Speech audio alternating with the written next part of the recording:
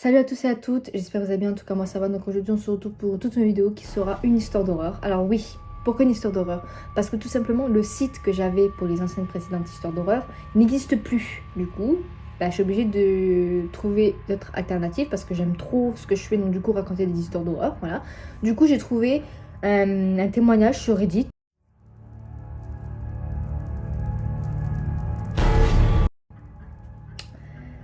Et l'histoire, je la mettrai aussi en post YouTube, voilà. Donc du coup, vu que le site Horror Story n'existe plus, du coup, j'ai dû faire autre chose. Donc du coup, c'était un témoignage d'une vraie personne.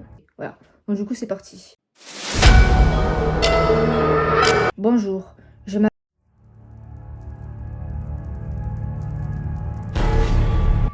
Et au moment où cette histoire se passe, j'avais 16 ans. Donc il y a un peu plus de 2 ans. L'histoire se passe donc en avril 2023. Ma famille et moi habitons tous dans le même village. Parmi eux, ma tante âgée, d'une quarantaine d'années, avec son mari et son fils. Un jour, alors que nous étions chez ma grand-mère pour un repas de famille, elle me proposait de passer une nuit seule chez elle. J'étais dans une période où je voulais être un peu seule, alors j'acceptais, sachant qu'elle et moi serons gagnantes. Car étant donné qu'elle avait un chiot de 6 mois et quelques c'était pour ça qu'elle me l'avait proposé. Le jour J, j'y vais, évidemment impatiente de cette journée et cette soirée seule, à me mater des films et séries sur sa télé. Quand j'arrive, j'applique le réflexe que j'ai depuis toujours, c'est-à-dire regarder si personne n'est présente dans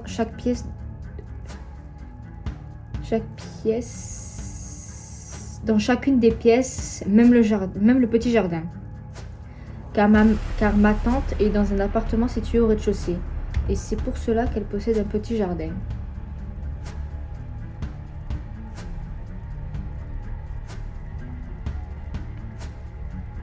La journée se passe bien, je joue avec le chiot et le chat, je regarde des séries, enfin bref, une vie normale.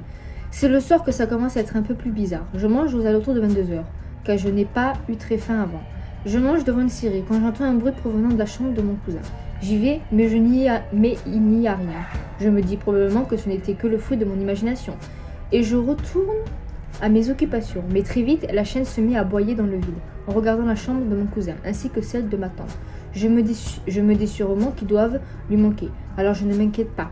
Et je lui dis de se taire pour ne pas réveiller les voisins d'en haut. Aux alentours de minuit, je vais me coucher dans la chambre d'amis, qui donne face à celle de ma tante. Je me mets la télé car je déteste ne pas avoir de bruit de fond pour m'endormir. Je commence à m'endormir devant le programme quand la chienne, jusqu'à présent endormie dans la chambre où je suis, aboie et court vers la chambre de ma tante. Je ne comprends pas.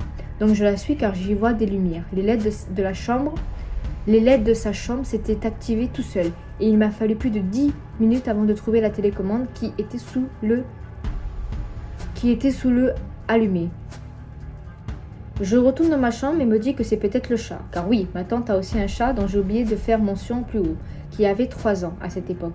Mais en passant devant le salon, je le vois couché sur le canapé endormi. Je me dis qu'il a dû filer après ça. Mais je trouve ça bizarre, donc je retourne dans mon lit et je commence à m'endormir pour de vrai. C'est aux alentours de 4h25 du matin que je me réveille avec le sentiment d'être rappelé. La télé s'est éteinte. Il fait entièrement noir. La chaîne est au pied du lit, endormie. Alors je rallume la télé et je me dis que cela doit être le fruit de mon imagination encore une fois. Mais étrangement, la paix s'est refroidie. Je tente de me rendre avec le son qui me berce. Quand la chaîne émet un énième aboiement, je me relève, assez perplexe de ce que je peux trouver à cette heure-ci. Je tremble anormalement pour un mois d'avril et la fenêtre était fermée. Je prends mon téléphone et mets ma lampe torche pour voir après quoi elle aboie. Mais impossible de savoir elle aboie dans le vide, toujours en direction de la chambre de ma tante ou mon cousin. J'entends quelque chose provenant de la chambre de mon cousin, donc je décide de m'y rendre.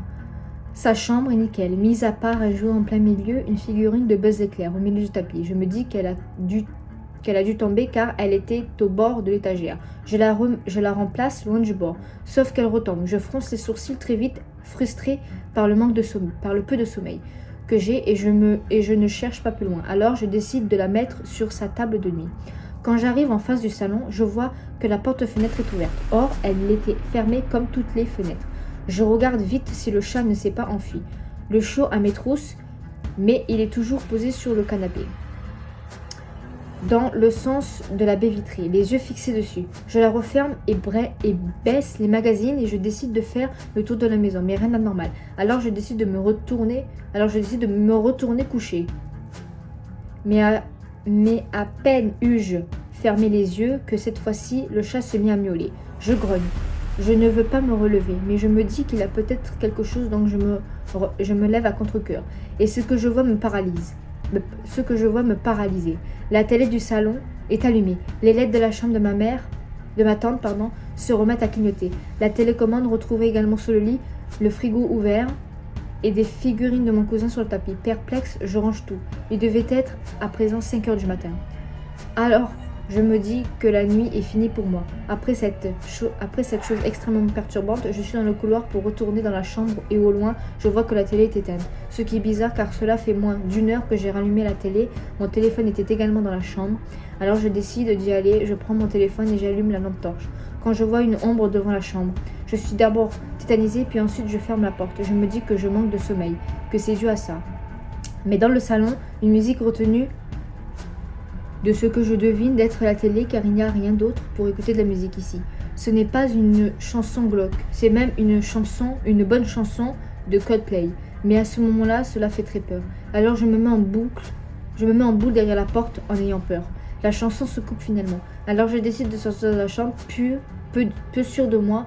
J'arrive dans le salon, le chat a les poils hérissés, de la tête aux pattes, et la chienne recommence à aboyer, mais se calme très vite. Et ainsi se termine la nuit. Sur moi, en train de veiller dans le salon, je n'ai rien revécu de ressemblable aujourd'hui et j'ai refusé de repasser une nuit chez elle depuis. Simple coïncidence ou apparition bizarre? Donc voilà, j'espère que ça vous aura plu. N'hésitez pas à vous abonner, à liker la vidéo si elle vous a plu, à activer la petite cloche de notification pour recevoir toutes mes nouvelles vidéos. Et moi je vous retrouve dans une prochaine vidéo. Bisous!